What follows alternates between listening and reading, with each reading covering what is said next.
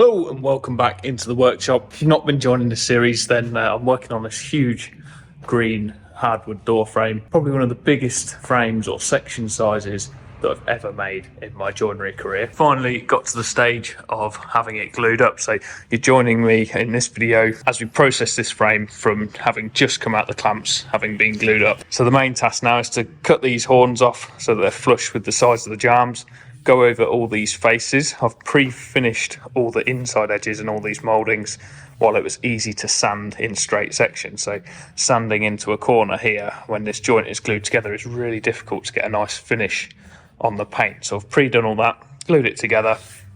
Now I'm just going to go over all of these joints and sand the glue off, sand them flush. And basically today's video is preparation for painting this. Got a few bits to fill in here as well.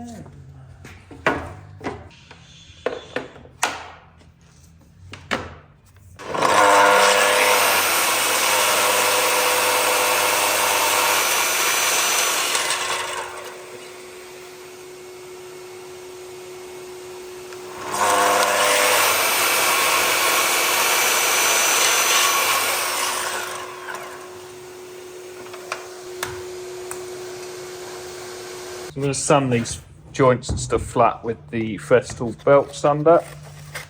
I like the Festool one because it does a much nicer, like, flat sanding action thanks to this sort of graphite pad. These graphite pads do wear out fairly quickly, so you're going to want 2 or 3 in stock. I don't really want to be sanding the top off this moulding, but it looks like in a few places I might struggle to do that.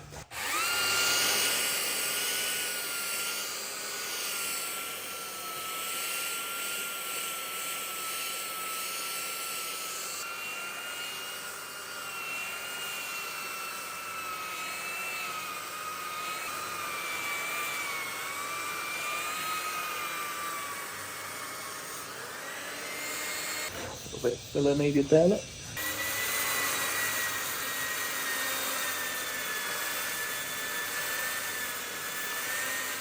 This was that bit, I don't know if you remember, when I was planing up where it didn't quite hold up to size.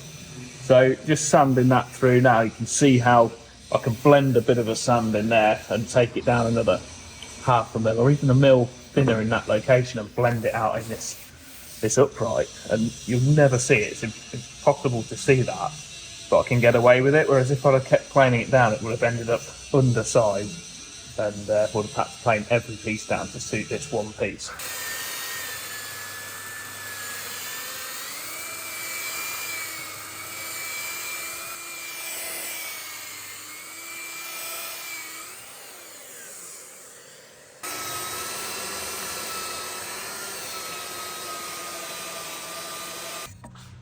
Just stop sanding actually to filler these holes in advance so they're dry when I've finished sanding. Just use a pencil or a dowel and circle it around so it's sort of pressing the wood filler into the grain around the outside of the hole.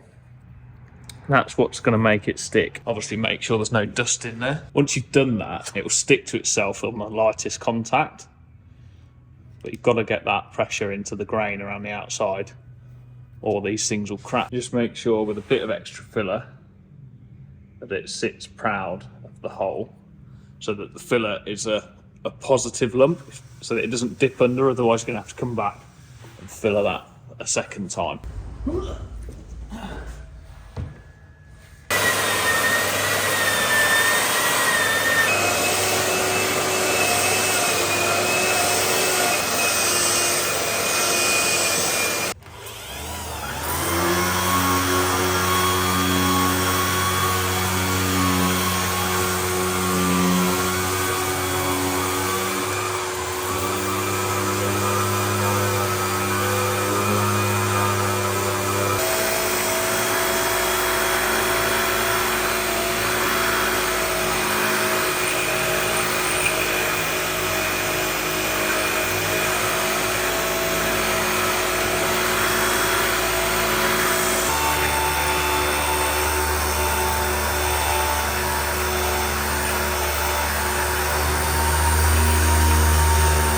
done with the belt sander, just going around with the orbital sander, especially on them intersections where the belt sander is going to make a bit of a mess. of like these mouldings here. I'm almost tilting the orbital sander in on a low speed just to sand the flat sections so that it doesn't take too much paint off of these. When I was watching my edit back the other day, I realised that when I was climb cutting this bit of the moulding here, I don't think I had enough pressure on it in some instances, especially on some of these outer pieces. It's not cut as deep as what I had set it to. I think the climb cut was forcing the bit of wood slightly away from the fence, so these aren't quite as deep as I had planned. They have got a true round on them, they're just not like 1 mil back from the face, they're pretty much on the face, so it's making sanding a little bit tricky, but pretty much got it there sorted now. I'm going to go around, just take these sharp edges off. I've kept the inside with flush joints because I think it's more traditional, so I've got to go up to them sort of joint corners, do a bit of a up and down with the sandpaper, and then work the rest in between. Very gently. This is 150 grit paper. Just do that all the way around and take like a decent sharp edge off in them places. You don't want sharp corners in your joinery too much, it looks unfinished. There's a fine line between sharp because you've made it really well and laziness in that you've not took the edges off and given it a proper like finishing touch.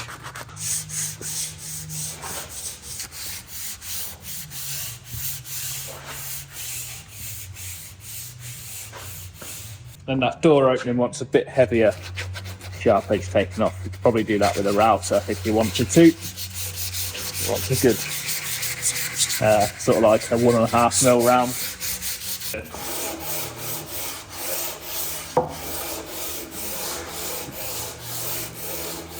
You can move on to sorting out these fillers now they're dry. Just chisel it with a dead sharp chisel in fine increments, because if you take a decent amount off like that, look, it starts chipping the filler below the line of the chisel, whereas if you just shave off tiny amounts, the chips are smaller, so it looks sort of smoother. I'm sure if you got it under a microscope it'd still be chipping, it's just smaller chips. So get it as near as you dare with your chisel. So that was too much, I've gone too much there.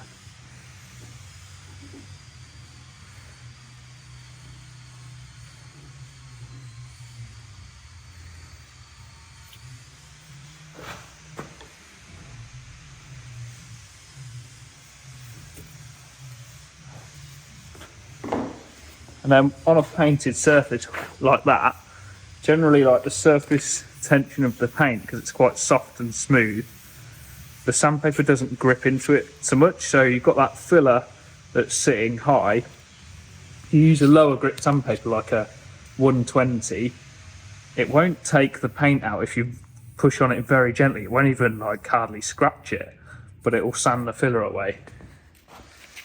So let's give it a try. Probably a bit big, that pad.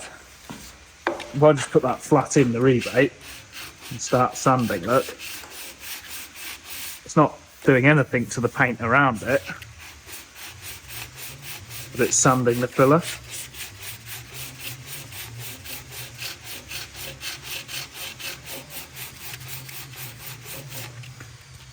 Just every now and then you might have to take it out, rub it on a bit of carpet or hoover it off. Keep your sandpaper clean basically, otherwise you will end up burning through the paint. But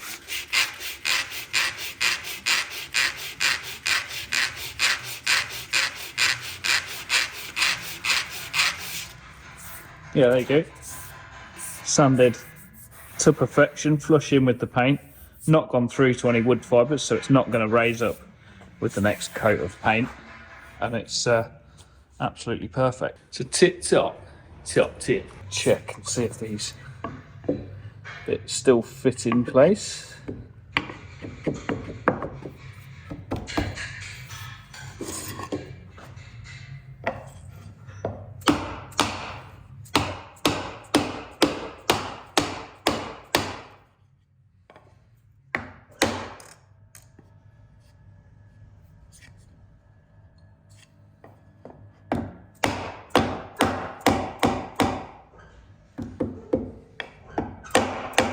So that looks pretty good to me. That is a bit of joinery, boys and girls. Loving it.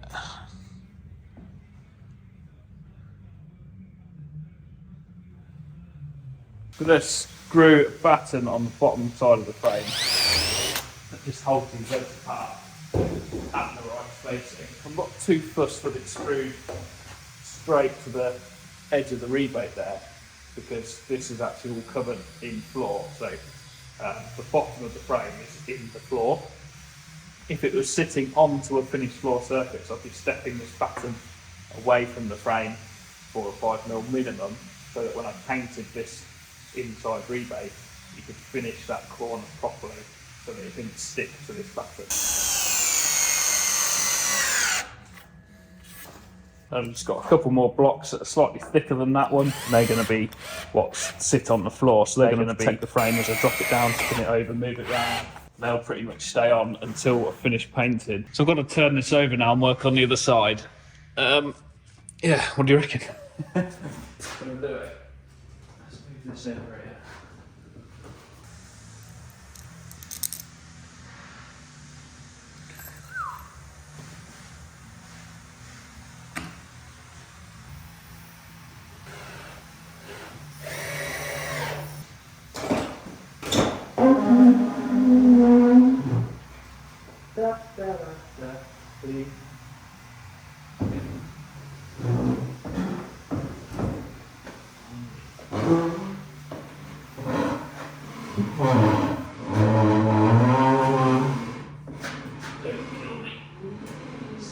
Please don't kill me.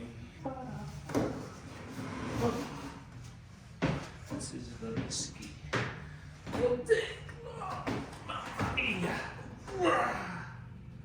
Ciao bella.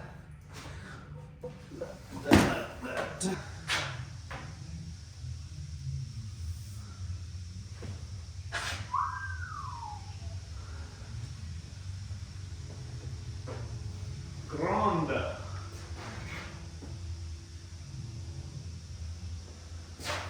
Nice, very nice. You get a good idea of how it looks when it's stood up.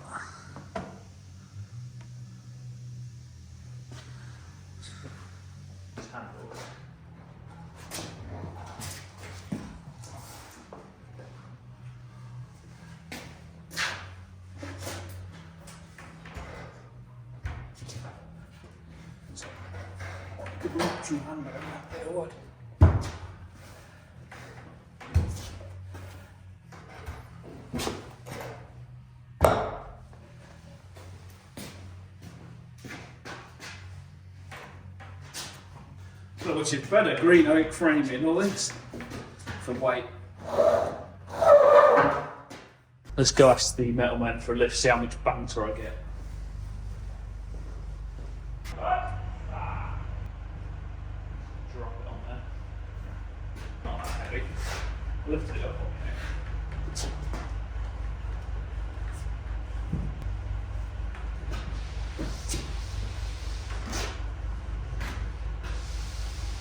I didn't get too much banter, and it's now the other way up, so carry on and do the same thing on this side. I did run that little bevel around on this side, so this joint here I've not managed to clean it. I've got a little round chisel I can scrape them out with. This chisel's done a lot of scribing cuts on bespoke doors. That's pretty much what I use it for, the little curved mouldings when you've got to cut them in.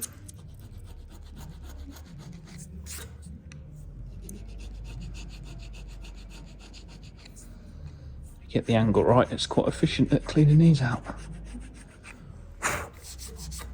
That's pretty much good enough because that's going to get filled with a flexible sealant. This is the outside of the frame. Not sure I filmed it actually, but just before I glued it down, I ripped these glazing bars down to the thickness of the glass, or what I'm allowing for the glass, which is 24mm plus 2mm of sealant. So that rebate is now 26mm tall.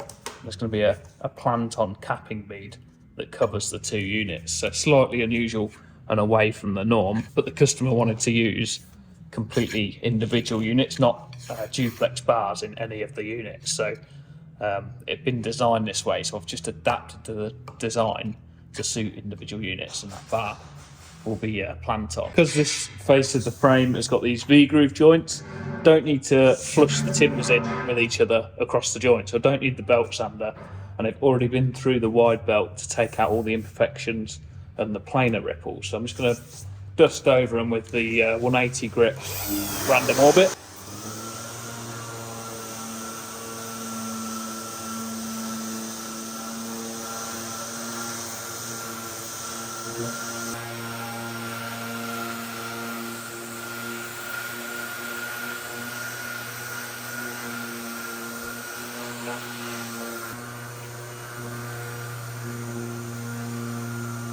Trim these horns off. I'm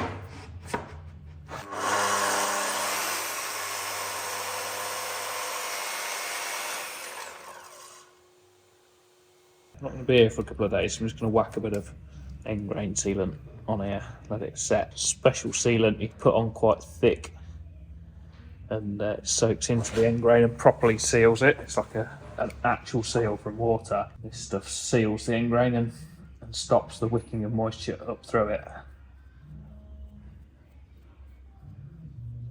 Just going to coat that on there. I'm going out for the day today, but I'm a little bit early, so I thought I'd get this sealant on these V-grooves. So I'm using this Joinery, it's called a V-groove sealant. And the idea of it is you fill these V-grooves, and it's like a water-based sealant. You just tool it flush with the surface, and it shrinks as it dries and leaves like a little V-groove detail in your joinery. But it's really, really sticky. It's like the most sticky sealant you'll ever find, and the paint sticks to it really well, and it sticks to bare wood really well. What you find happens is when the joints shrink and contract and move, the sealant remains adhered to the wood, but the paint is allowed to move on top of it as well. So the paint sort of stays where it is, the wood moves underneath, and the sealant allows that expansion between the two. And if the paint does crack through too much movement, the sealant behind has still got a seal on the wood. So really great stuff for like joint technology. This Sickens one is the best. I've tried pretty much all of them now, and the clear Sickens one is the best. The white Sickens one is, it finishes the same, like it all looks the same once it's finished, but it just doesn't tool as nicely as the clear one. Just gun it in, make sure it sort of squeezes in well. I'll just use like a flat 1mm packer, and they go sort of from the centre at an angle. Hold the packer down flat at an angle so it forces it in, and just swipe it off the ends of the timber like so. And that leaves you with something that looks like that, and then you can sort of scrape the residue off the faces. You get these little lips. You can either come back in with the tool, take them out, which is what I used to do, or use a silicone squeegee. But I think the fastest way is just to use your finger like that, and it sort of forces it in them corners and leaves a really nice sort of radius on there. And just wipe it on your paper towel as you go. You obviously want to de-dust before you do all this, but it's quite a quick process. You just go around like that, and just go around like so. Scrape all the bits off, and come in, like I say, get them corners out.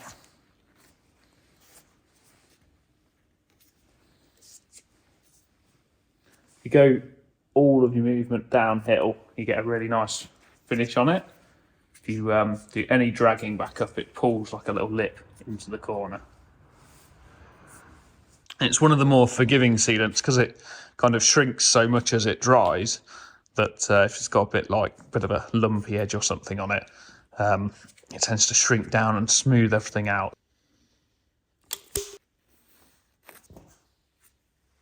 So go back the next day and look at this. It's a really, really nice sealant. When it's gone off, it sets lovely and clear.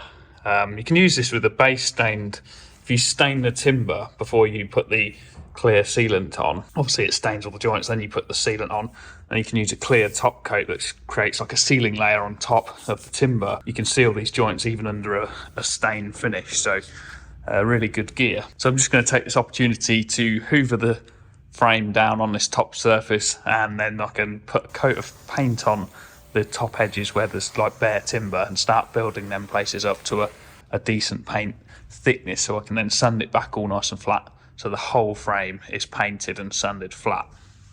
So I'll do that first coat and then stand it up and keep putting the coat on every day in the workshop. Now, I'm no painter, but I always found that brushing over off an edge like that, you don't get any runs down the edge. But I can brush it to the right angle until it covers all that non-covered timber, so you get a bit of paint on all of it. Whereas if you slightly brush into it, you get a massive run down the edge, so you can go over all your edges, brushing off them, and then just do a finishing pass in the direction of your grain. Again, avoiding the corners, so you're brushing out your corner like that. Not got a massive build-up of paint in these two corners. This is the worst brush in the world. Just basically load it up, get your paint everywhere you want. Once it's loaded, you can just give it a finishing brush stroke.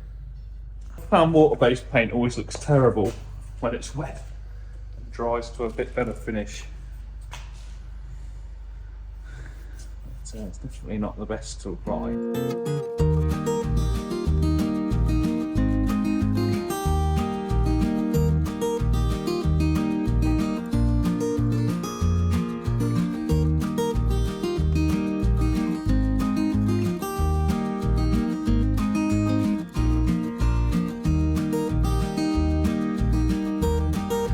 Okay, this side of it is all green for the first time. Look at that.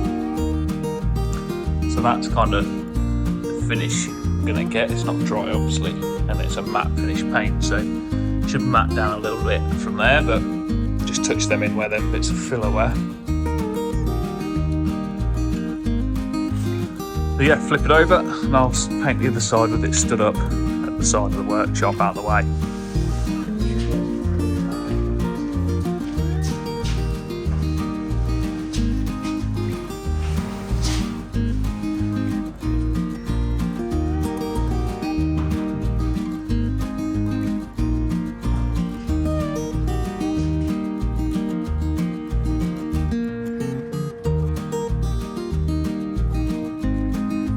I messed up on sanding up there and I've caught the moulding a little bit. I was going to fill it, but you could blend sand it back and you wouldn't see it. I'm going to fill it in and paint over it, but I'll do that after I've got this first coat on the rest of it, because I want to crack on with the door for now.